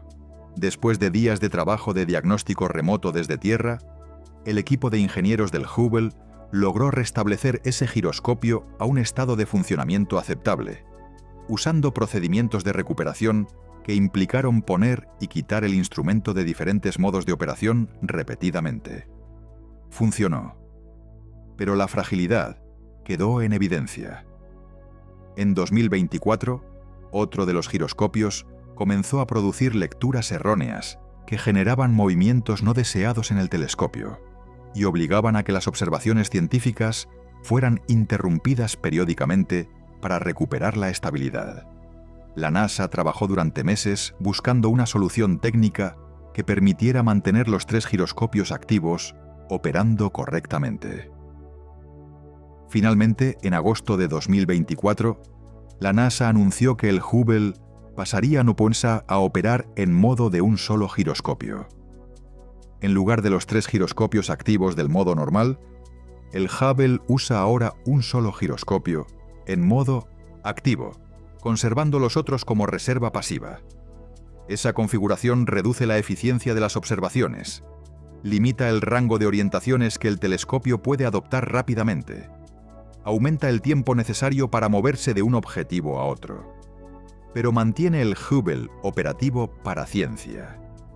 Lo que la decisión de pasar a modo de un solo giroscopio revela es algo que los comunicados de prensa no dicen explícitamente, pero que su lógica implica de manera directa. La NASA ya no tiene margen para perder giroscopios. En modo normal, con 3 giroscopios activos, perder uno significaba pasar a modo de 2 giroscopios, que tiene sus propias limitaciones, pero que es operable. En modo de un solo giroscopio, perder ese último giroscopio activo significa el fin de las operaciones científicas del Hubble, no el fin de la misión en sentido orbital. El telescopio seguiría en órbita mientras la física lo permite, pero sin capacidad de orientarse con la precisión que las observaciones científicas requieren. El Hubble sería un objeto en órbita, no un telescopio en operación. Los giroscopios son la historia más pública de los problemas del Hubble. Pero hay otras historias que no tienen el mismo perfil y que tienen el mismo tipo de implicación. Las baterías del telescopio son 6 módulos de baterías de níquel-hidrógeno que cargan cuando el Hubble está en la parte iluminada de su órbita y alimentan todos los sistemas durante la parte en sombra. Tienen ahora más de 15 años desde su última revisión en 2009. Su capacidad de carga ha disminuido con el ciclo de carga y descarga repetido durante ese periodo. No están fallando, pero no tienen la capacidad que tenían cuando fueron instaladas. Los instrumentos científicos, la cámara avanzada para sondeos, el instrumento de espectroscopía con imágenes del espacio, la cámara de campo amplio 3, el espectrógrafo de orígenes cósmicos, tienen entre 15 y 25 años de operación en el espacio. Fueron diseñados con vidas útiles que en algunos casos estaban especificadas en el rango de los 5 a 10 años. Están operando significativamente por encima de esas vidas útiles de diseño. No porque hayan fallado, porque son suficientemente robustos para haberlo superado. Pero la probabilidad acumulada de fallo aumenta con cada año adicional. Lo que todo eso configura es una situación de fragilidad acumulada, no un fallo inminente, no una crisis técnica activa, sino la suma de 15 años sin mantenimiento, de sistemas operando más allá de sus vidas útiles, de redundancias que se han ido erosionando sin posibilidad de ser repuestas desde tierra. Y esa fragilidad converge con la caída de la órbita de una manera que hace que la situación sea cualitativamente distinta de cualquier momento anterior en la historia del Hubble. El Hubble está cayendo por fuera y está envejeciendo por dentro, simultáneamente, con la aceleración que el máximo solar le imprime a uno de esos procesos. Y sin que ningún mecanismo de intervención esté activamente en marcha para ninguno de los dos. Pero aquí está la revelación que cambia la perspectiva de todo lo que hemos visto hasta ahora. Porque cuando examinas la historia del Hubble con suficiente profundidad, encuentras algo que hace que la situación actual no sea solo un problema técnico. Es el resultado de una cadena de decisiones institucionales que tiene una lógica interna que necesitas entender para apreciar el verdadero alcance de lo que está en juego. En 1999, el Hubble estuvo a punto de perder la totalidad de su capacidad de orientación. No a punto en el sentido de que existía un riesgo abstracto. A punto en el sentido de que el tercer giroscopio, de los 4 que habían fallado en ese periodo, dejó de funcionar, mientras la misión de servicio que traería los repuestos estaba siendo acelerada para llegar antes de que ocurriera exactamente eso. El cuarto giroscopio sobrevivió el tiempo suficiente para que la misión STS-103 llegara en diciembre de 1999 e instalara 6 nuevos giroscopios. Pero durante semanas, el equipo en tierra operó el Hubble con un solo giroscopio activo, y con la conciencia de que si ese último giroscopio fallaba antes de que la misión llegara, el telescopio quedaría sin capacidad de orientación precisa, y la misión de servicio tendría que recuperar un objeto que no podría colaborar con su propia estabilización. Ese episodio, que en las crónicas del Hubble aparece como un momento de tensión resuelto satisfactoriamente, contiene una lección que es directamente relevante para la situación de 2025 y 2026. La lección es que la diferencia entre perder el Hubble y salvarlo puede ser una cuestión de días o semanas. En 1999, el cuarto giroscopio sobrevivió. Podría no haberlo hecho. Si el cuarto giroscopio hubiera fallado 3 semanas antes de que la misión llegara, la historia del Hubble habría sido completamente diferente. No necesariamente el fin. La misión podría haber recuperado el telescopio en esas condiciones, aunque con mayor dificultad, pero sí un episodio de crisis severa que podría haber comprometido la posibilidad de continuar las operaciones. Lo que hace que ese episodio sea relevante para 2025 y 2026 es la diferencia en los mecanismos disponibles. En 1999, la crisis de los giroscopios fue resuelta porque había una misión de servicio en preparación que pudo ser acelerada. El transbordador existía. Los astronautas estaban entrenados. Los repuestos estaban disponibles o podían prepararse rápidamente. El sistema completo para llegar al Hubble y repararlo existía y estaba operativo. En 2025 y 2026, esos mecanismos no existen. Si el único giroscopio activo del Hubble falla mañana, no hay misión que pueda ser acelerada. No hay transbordador. No hay misión robótica en preparación. No hay plan de contingencia que pueda ejecutarse en semanas. Hay un equipo de ingenieros que trabajaría desde tierra para intentar cualquier solución posible. Y si ninguna solución funciona, habría silencio. Ese contraste entre la crisis de 1999, que fue resuelta porque los mecanismos existían, y la vulnerabilidad de 2025, donde los mecanismos no existen, es el argumento más concreto para actuar antes de que la crisis llegue. Las misiones de extensión de vida requieren años de preparación. Si se decide hoy enviar una misión robótica al Hubble, la misión no puede lanzarse mañana. Requiere diseño, construcción, pruebas, aprobaciones, preparación del vehículo de lanzamiento. En el mejor escenario, con plena prioridad y financiación, podría lanzarse en un plazo de 3 a 5 años. En 3 a 5 años, la órbita del Hubble habrá caído más. En 3 a 5 años, los giroscopios habrán envejecido más. En 3 a 5 años, el margen para que la misión llegue a tiempo se habrá reducido. Actuar antes de la crisis no es un lujo. Es el único momento en que actuar es efectivo. Después de la crisis, las opciones que estarán disponibles serán menos y peores. El argumento de esperar a que la situación sea más urgente antes de tomar la decisión está estructuralmente invertido respecto a lo que la lógica de la situación requiere. La urgencia no es un argumento para esperar. La urgencia es el argumento para actuar ahora, mientras actuar todavía tiene sentido. El transbordador espacial fue retirado en 2011. Esa decisión fue tomada por la administración Obama con el apoyo de un amplio espectro político en el Congreso, y fue el resultado de una evaluación del programa que comenzó después del accidente del Columbia en 2003, cuando el transbordador Columbia se desintegró durante la reentrada el 1 de febrero de ese año, matando a los 7 miembros de su tripulación.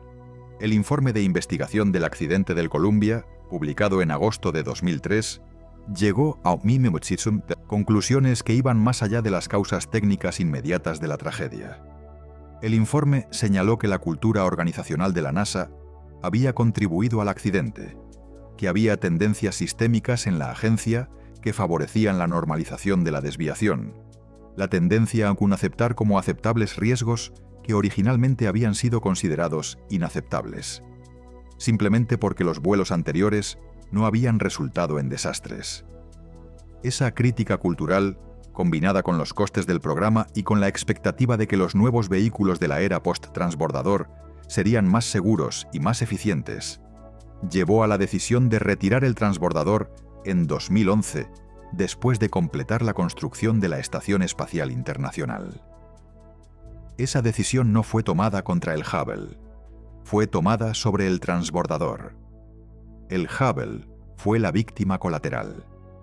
Nadie en la decisión de retirar el transbordador dijo explícitamente: aceptamos que el Hubble no podrá ser mantenido después de 2011.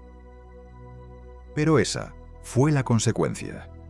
Y la consecuencia era previsible desde el momento en que se anunció el retiro del transbordador. Después del retiro del transbordador, la NASA exploró varias opciones para el mantenimiento futuro del Hubble. Los vehículos comerciales que comenzaron a operar en los años siguientes, la cápsula Dragon de SpaceX y la cápsula Starliner de Boeing, estaban diseñados para llegar a la ISS, cuya órbita está a unos 400 kilómetros de altitud. El Hubble está en una órbita diferente, a unos 535 kilómetros, y en un plano orbital diferente al de la I. Llegar al Hubble desde la ISS no es simplemente ir un poco más arriba. Cambiar el plano orbital requiere una cantidad de propelente tan grande que ninguna de las cápsulas comerciales tiene capacidad para hacerlo de manera práctica. Una misión dedicada al Hubble, lanzada específicamente para él, sería necesaria. Y nadie ha autorizado una misión dedicada de ese tipo. Aquí está la paradoja que define la situación actual. El Hubble fue diseñado para ser reparado, no como característica opcional, como fundamento de su concepción original. Desde el inicio del programa, en los años 70, el diseño conceptual del Hubble contemplaba misiones de servicio periódicas usando el transbordador espacial para reemplazar instrumentos obsoletos por instrumentos más modernos, para reparar componentes que fallaran, para actualizar el telescopio de manera que siguiera siendo relevante durante décadas. Esa arquitectura de misiones de servicio fue la razón por la que el Hubble sobrevivió el defecto de su espejo primario en 1990. Fue la razón por la que sobrevivió el fallo del giroscopio de 1999. Fue la razón por la que sobrevivió múltiples fallos de instrumentos individuales que fueron reemplazados en cada misión de servicio. El diseño para la capacidad de reparación fue lo que permitió al Hubble ser el instrumento que es. Y ese diseño quedó sin la infraestructura necesaria para ser utilizado cuando el transbordador fue retirado. Lo que eso significa es que el Hubble está en una situación que no tiene precedente en la historia del programa. Es un instrumento diseñado para ser mantenido que opera sin posibilidad de mantenimiento. Es un instrumento que demostró que la capacidad de reparación es la diferencia entre el fracaso y el éxito de una misión de $1.000 millones, operando en condiciones en las que esa capacidad de reparación ya no existe. Y la acumulación de 15 años de operación sin servicio está produciendo los síntomas que los ingenieros sabían que produciría si la situación no cambiaba. No porque el Hubble sea un instrumento frágil, sino porque ningún instrumento diseñado para ser mantenido puede operar indefinidamente sin mantenimiento, sin que las consecuencias se acumulen. Pero la cadena de decisiones no termina con el retiro del transbordador. Tiene un capítulo adicional que es el más relevante para la situación de 2025 y 2026, el capítulo del James Webb. El James Webb Space Telescope fue lanzado el 25 de diciembre de 2021, después de más de 2 décadas de desarrollo y costes que superaron los $10.000 millones. Es el instrumento científico más caro que la humanidad ha construido y puesto en el espacio.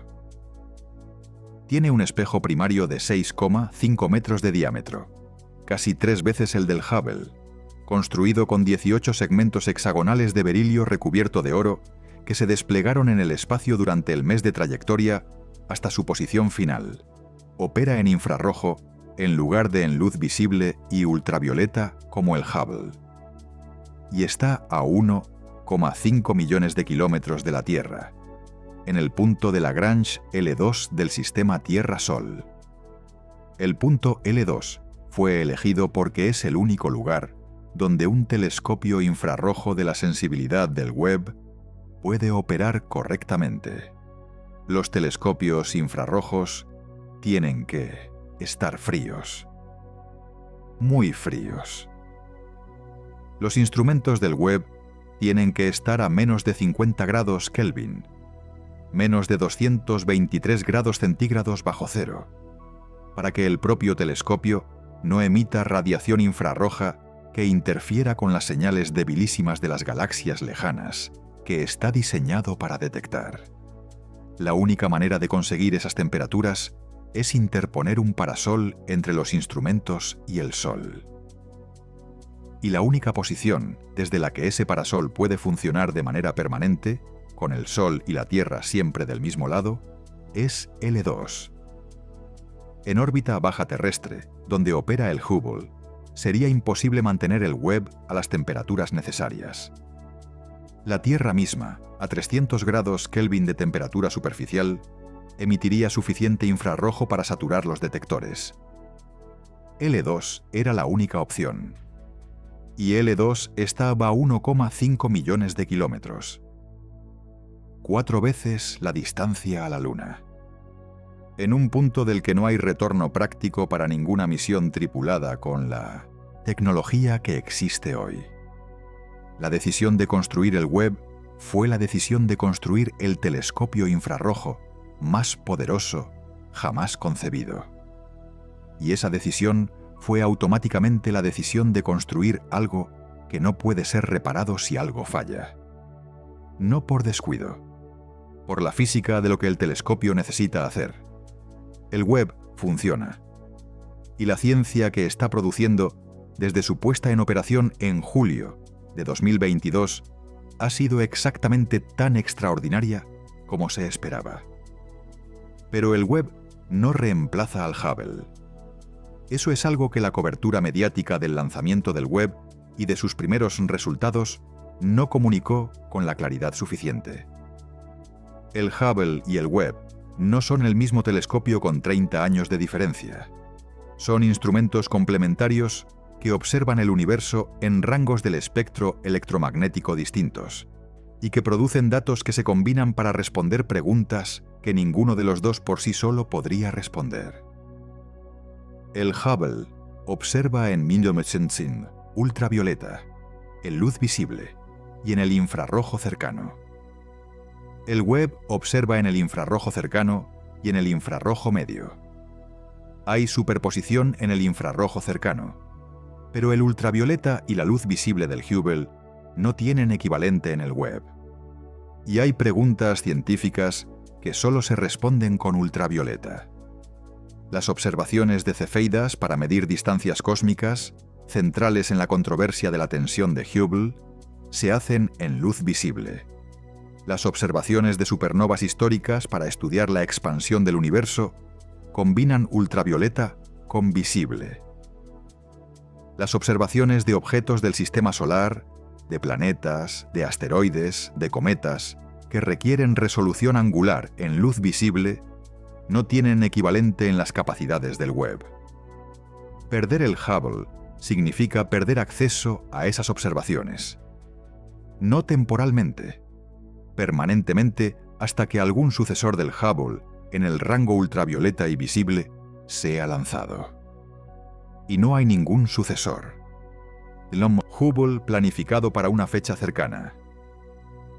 El LUVOIR, el Large Ultraviolet Optical Infrared Surveyor, es el concepto de sucesor del Hubble que los astrónomos llevan años proponiendo.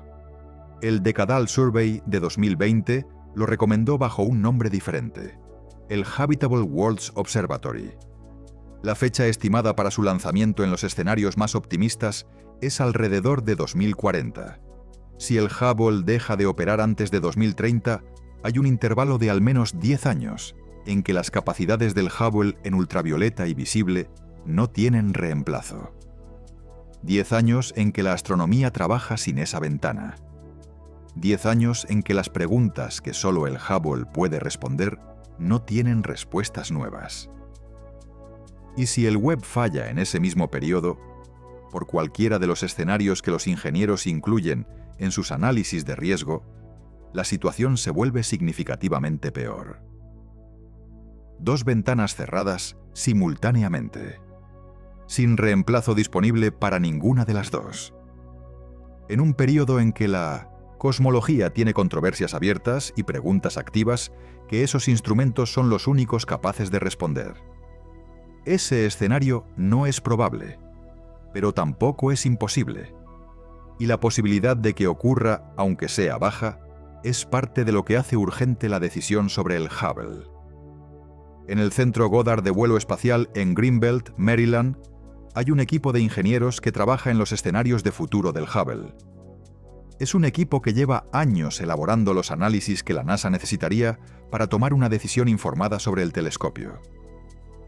Y los análisis existen. Las opciones están sobre la mesa.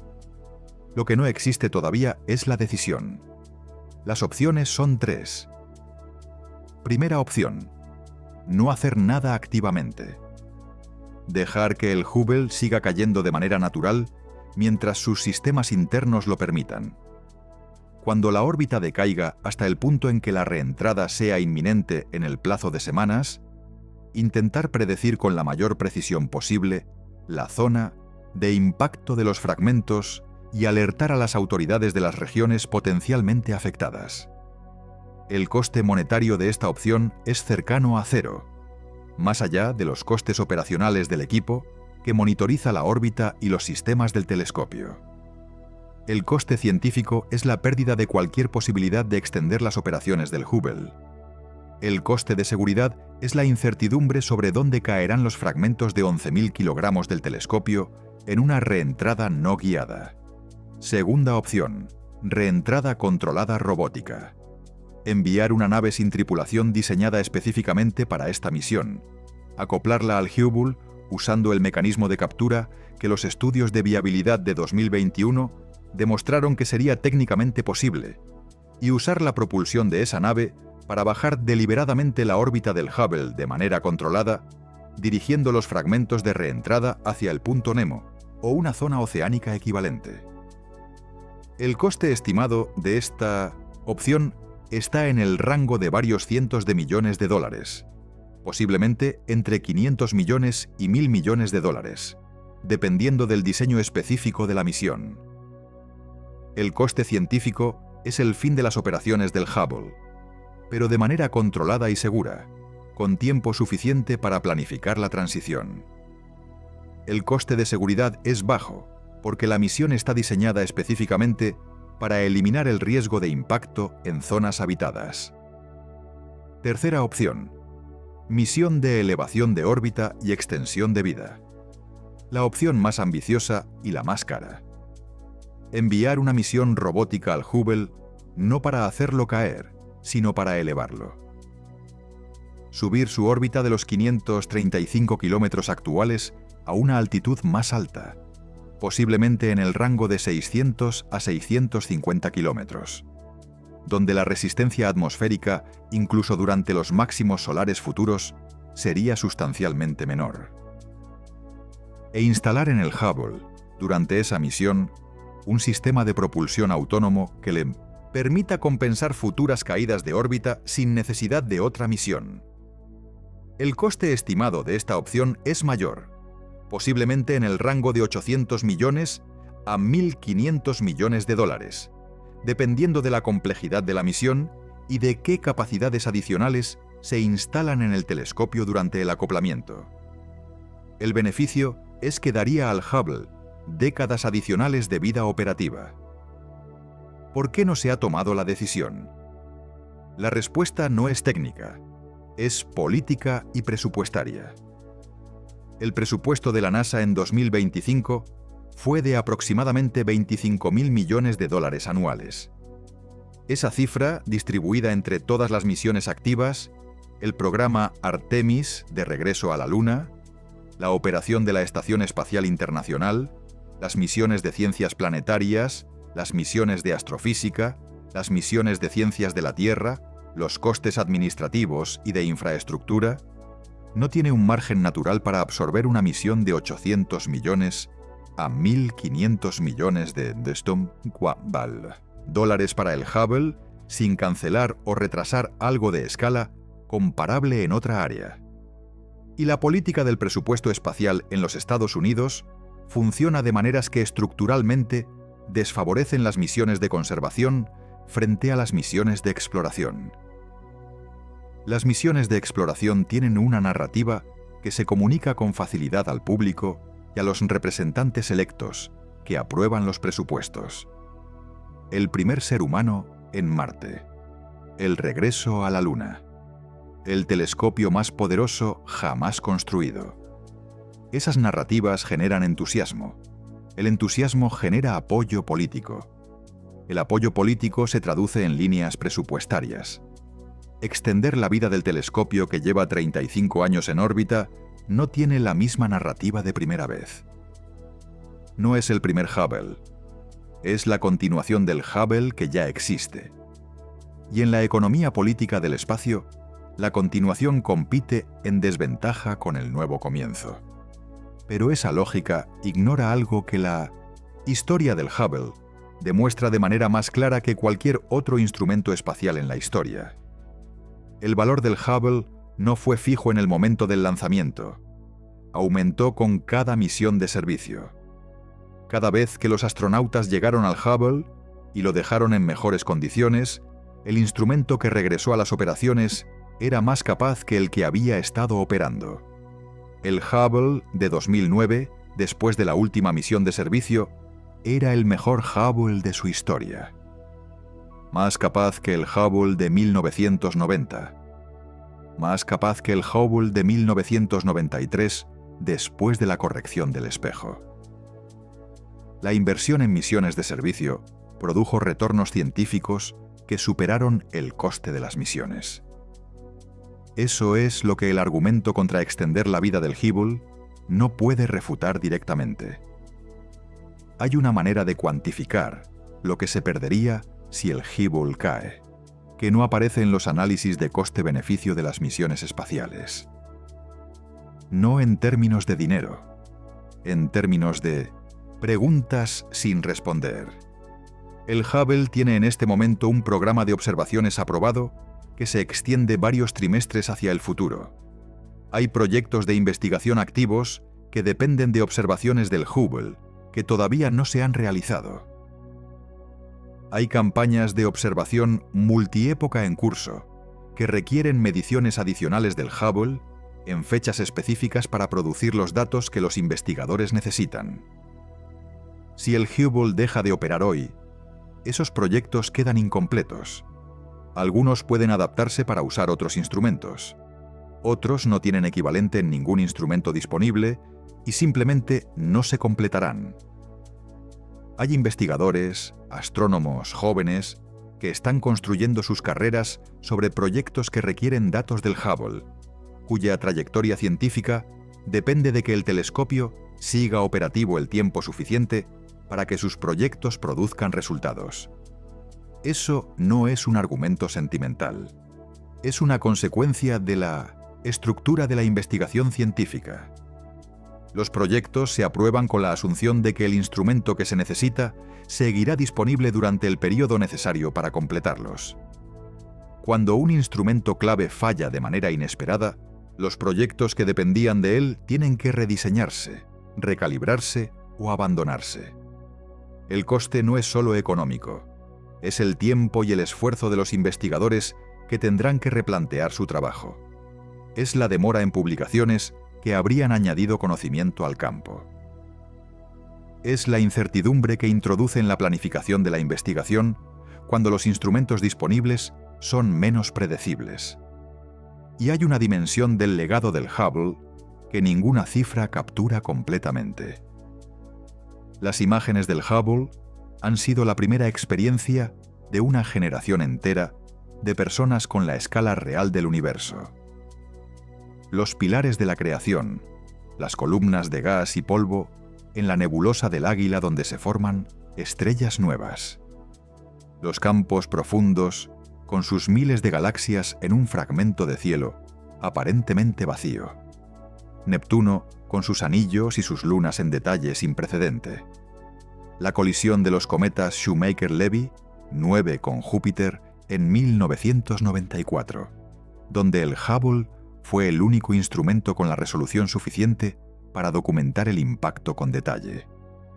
La nebulosa del Ojo de Gato, la nebulosa Mariposa, la nebulosa del Anillo, imágenes que se han convertido en los iconos visuales con los que la astronomía popular representa la belleza del cosmos. Esas imágenes no son solo estéticas, son la experiencia directa y sensorial del universo para personas que nunca serán astrónomos profesionales, pero para quienes la conciencia de la escala y la complejidad del cosmos es parte de cómo piensan sobre el lugar de la humanidad en él. El Hubble ha sido el instrumento más democrático de la historia de la astronomía en ese sentido. No democrático en el sentido de que cualquiera puede usarlo para hacer ciencia, que no es el caso. Democrático en el sentido de que sus imágenes han llegado a audiencias globales de maneras que han hecho la escala del universo visible, comprensible y emocionalmente resonante para personas en todas partes del mundo. Perder el Hubble es perder ese canal de comunicación entre la astronomía profesional y el público general. No de manera permanente. El James Webb produce imágenes igualmente extraordinarias, pero de una manera que tiene historia, que tiene contexto, que tiene 35 años de imágenes que han construido en la mente colectiva una manera de ver el universo. En diciembre de 1993, el astronauta Story Musgrave realizó la quinta y última actividad extravehicular de la misión STS-61, la primera misión de servicio del Hubble. Musgrave fue a la bahía de carga del transbordador Endeavour, donde el Hubble estaba sujeto esperando ser liberado de vuelta a su órbita. Antes de que el telescopio fuera liberado, Musgrave se colocó en el extremo del brazo robótico del transbordador y fue extendido hacia afuera para mirar el Hubble desde el exterior. Flotando a más de 500 kilómetros sobre la superficie de la Tierra con el planeta girando debajo de él y el telescopio frente a él, dijo algo que fue grabado por los micrófonos de la misión. Dijo que se sentía como si estuviera abrazando al Hubble. Esa imagen, un astronauta flotando en el espacio abrazando el instrumento con el que la humanidad mira al universo, es la imagen que define lo que el programa de misiones de servicio del Hubble fue en su esencia. No un ejercicio de mantenimiento técnico, un acto de cuidado. La decisión consciente de ir hasta donde está el instrumento más importante que tenemos y asegurarse de que sigue funcionando. De que la ventana al universo permanezca abierta. Eso ocurrió 5 veces. 1993, 1997, 1999, 2002, 2009. 5 veces en que la humanidad decidió que el Hubble valía la pena, ir a buscarlo. 5 veces en que los astronautas flotaron en el espacio con guantes gruesos y herramientas especialmente diseñadas y dejaron el telescopio en mejores condiciones de las que estaba. Y ahora, cuando el Hubble está cayendo y envejeciendo simultáneamente, la decisión que está sobre la mesa es si hay una sexta vez. No tiene que ser tripulada. La tecnología robótica de 2025 y 2026 es suficientemente avanzada para que una misión no tripulada pueda hacer lo que se necesita hacer.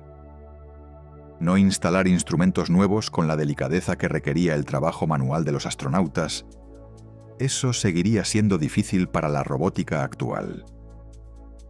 Pero elevar la órbita, instalar un sistema de propulsión básico, verificar desde el exterior el estado estructural del telescopio. Eso está dentro del alcance de lo que la robótica actual puede hacer. Los estudios de viabilidad de 2021 lo confirmaron. La pregunta no es técnica. La pregunta es si alguien decide que vale la pena hacerlo. Y la respuesta a esa pregunta dice algo sobre lo que la humanidad es como civilización, que va más allá del futuro de un telescopio específico. Dice algo sobre la relación que tenemos con los instrumentos que construimos para mirar al universo. Si tratamos esos instrumentos como herramientas desechables que se usan mientras son convenientes y se abandonan cuando mantenerlos requiere esfuerzo. O si los tratamos como lo que son. Inversiones en la capacidad de la humanidad de entender dónde está y qué es el universo del que forma parte. Hay un argumento que a veces se hace en las discusiones sobre el futuro del Hubble que reduce la cuestión a una comparación de costes y beneficios directos. El argumento dice: el Hubble ha vivido más de lo que nadie esperaba cuando fue lanzado. Ha producido ciencia extraordinaria. Ha tenido un impacto sin precedente en la astronomía. Dejarlo caer ahora no sería ingratitud ni negligencia. Sería reconocer que ha cumplido su propósito con creces y que los recursos para una misión de extensión de vida se invertirían mejor en los instrumentos del futuro. Ese argumento tiene partes que son verdad. Y tiene una parte que no lo es. La parte verdadera es que el Hubble ha cumplido con creces las expectativas de su misión original. Las estimaciones de vida útil iniciales del Hubble, elaboradas en los años 80 cuando fue diseñado, hablaban de 15 años de operaciones. El Hubble tiene 35 años. Ha operado más del doble de su vida útil de diseño. Ha producido más ciencia de la que nadie en los años 80 proyectaba que produciría. Eso es cierto. La parte que no es verdad es la afirmación implícita de que ha cumplido su propósito. Ha cumplido el propósito que se le asignó en 1990. Pero el propósito que puede tener en 2025 y 2026 y en los años que vendrán no es el mismo que el propósito de 1990. Los instrumentos científicos no son máquinas con una función fija, Son plataformas que se adaptan a las preguntas que la ciencia tiene en cada momento. El Hubble de 2024 está siendo utilizado para responder preguntas sobre la tensión de Hubble que no existían como preguntas científicas activas en 1990.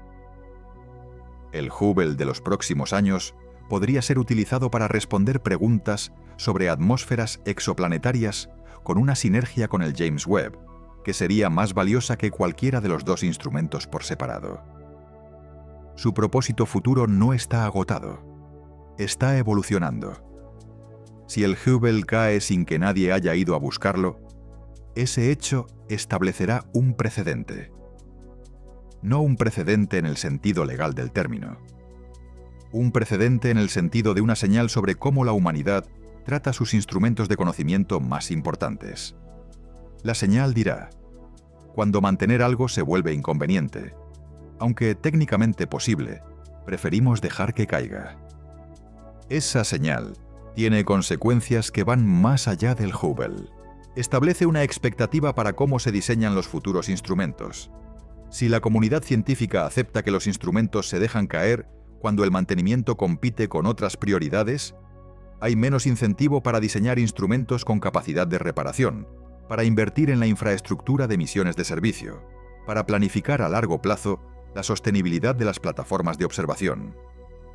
Y el resultado a largo plazo es una astronomía que depende de instrumentos que saben que serán desechados, versus una astronomía que planifica instrumentos que serán mantenidos.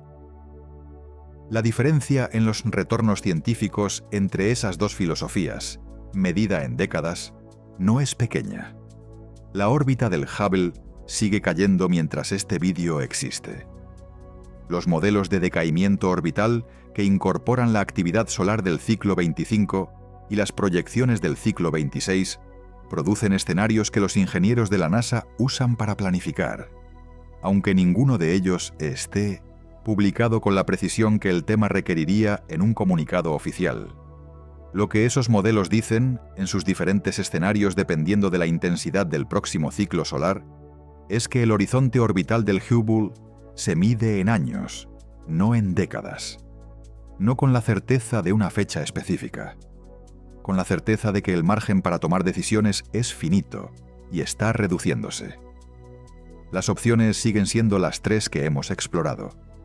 No hacer nada activamente y dejar que la física decida.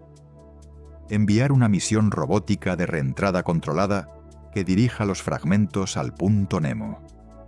Enviar una misión robótica de elevación de órbita que suba el telescopio y extienda la vida del mismo. Y la decisión entre esas tres opciones depende de la misma variable que ha determinado el futuro del Hubble en cada momento crítico de su historia. La voluntad de invertir. No porque la inversión sea técnicamente arriesgada, sino porque compite con otras inversiones que también tienen argumentos legítimos a su favor. La comunidad astronómica tiene voz en esa decisión. La voz de esa comunidad en favor de una misión de extensión de vida del Hubble, si es suficientemente clara y suficientemente consistente, puede cambiar el cálculo político. El público tiene voz en esa decisión. El Hubble no es solo un instrumento científico para la comunidad astronómica. Es un símbolo que ha resonado con el público general de maneras que muy pocos proyectos científicos consiguen. Y la política tiene voz en esa decisión. La administración que decide las prioridades de la NASA. El Congreso que aprueba los presupuestos. Los representantes que entienden que los instrumentos de conocimiento tienen un valor para la sociedad que no se captura completamente en el análisis de coste-beneficio de misiones individuales. Todos tienen la posibilidad de cambiar el resultado. Pero esa posibilidad tiene una ventana temporal que se estrecha a medida que la órbita del Hubble sigue cayendo. Si la decisión de la misión de elevación de órbita se toma mañana, pasarán varios años antes de que la misión pueda ejecutarse. Y en esos años, la órbita seguirá cayendo. Y el margen para que la misión llegue a tiempo se irá reduciendo. hay algo que une todo lo que hemos explorado hoy: el error de 2,2 micrómetros en el espejo primario y la decisión de no abandonarlo. La misión de rescate de $700 millones que convirtió el fracaso en el instrumento más productivo de la historia. Las 4 misiones de servicio adicionales que cada vez dejaron el telescopio mejor que antes. Los campos profundos que mostraron el universo como nadie lo había mostrado antes. La energía oscura y el Nobel que siguieron. La retirada del transbordador que dejó al Hubble sin la capacidad de ser mantenido. El máximo solar que aceleró la caída más allá de lo que los modelos predecían. Los giroscopios envejeciendo sin posibilidad de ser reemplazados. Y la decisión pendiente sobre si alguien irá a buscar el telescopio antes de que sea demasiado tarde. Todo eso es la misma historia contada en escalas de tiempo distintas. Es la historia de lo que ocurre cuando la humanidad construye algo extraordinario, lo usa bien, lo protege cuando amenaza con perderse, y luego llega a un punto en que la protección requiere una decisión deliberada que no se está tomando a la velocidad que la situación exige. No por incapacidad técnica, por la dificultad de priorizar la conservación frente a la exploración en una cultura que valora los primeros pasos más que los pasos sostenidos. Eso no es una crítica específica a ninguna institución ni a ningún político. Es un patrón en la manera en que las sociedades toman decisiones sobre sus herramientas de conocimiento. Un patrón que el Hubble está poniendo a prueba en tiempo real. El Hubble tiene 35 años. Ha producido ciencia que generaciones futuras seguirán analizando cuando todos los que vivimos hoy hayamos muerto. Ha mostrado el universo como ningún instrumento anterior lo había mostrado. Ha demostrado que los seres humanos pueden construir instrumentos en el espacio con una robustez suficiente para que sigan siendo relevantes durante décadas. Y ha demostrado que cuando esos instrumentos fallan o están en riesgo, la decisión de ir a buscarlos puede ser la diferencia entre el fracaso y el legado más extraordinario de la historia de la astronomía. La pregunta que el Hubble plantea en 2025 y 2026 no es una pregunta astronómica, es una pregunta sobre lo que queremos ser. Una civilización que construye instrumentos para mirar al universo y luego los abandona cuando el mantenimiento compite con otras prioridades. O una civilización que decide que el instrumento con el que ha mirado al universo durante 35 años, el instrumento que cambió lo que sabemos sobre dónde estamos y qué somos, merece que alguien vaya a buscarlo una vez más. El Hubble no puede decidir eso. Solo puede seguir haciendo lo que ha hecho durante 35 años. Mirar y esperar que la decisión llegue a tiempo. Hay una imagen que ninguna cámara tomó, pero que los ingenieros de la NASA que han trabajado en el Hubble durante décadas ven cuando piensan en lo que está ocurriendo. El telescopio en órbita, los paneles solares extendidos, la cubierta del espejo abierta hacia el universo. Y la órbita que cae, semana a semana, milímetro a milímetro, con la física implacable que no distingue entre lo ordinario y lo extraordinario. El Hubble no sabe que está cayendo. No tiene la capacidad de saberlo. Es un instrumento, una máquina, un conjunto de espejos y detectores y giroscopios y baterías y paneles solares que colectivamente hacen posible que la humanidad vea el universo con una claridad que sin él sería imposible. No tiene conciencia de su propia situación.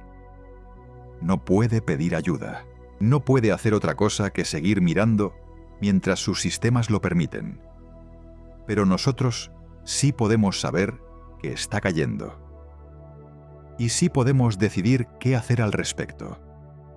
Esa asimetría, la asimetría entre un instrumento que no sabe lo que le ocurre, y una civilización que sí puede saberlo y puede actuar en consecuencia, es el espacio en que se toman las decisiones que definen lo que somos, no las grandes decisiones filosóficas abstractas sobre el sentido de la exploración espacial.